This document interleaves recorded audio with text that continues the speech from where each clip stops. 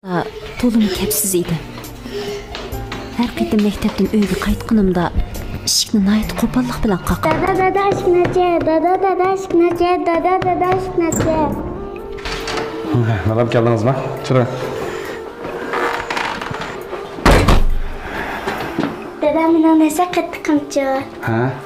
Mana qizi. Va, bek yaxshi.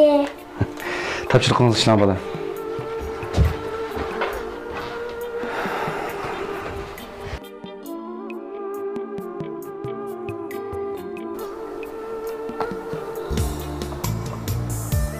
Bir qitim dadam.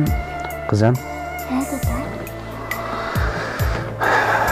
Buningdagi maktabdan yangi vaqtingizda o'yin ochkini o'zingiz ichib chiring, ha?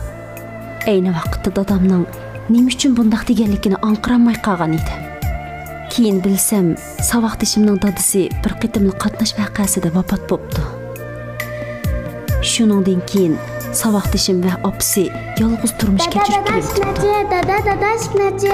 O'ylab baqsam, asli har qitim eshikni qiqib, dada deb to'lg'inimda saboqdishimning yurakidagi jarohatni qayta zarda qilib ekanman.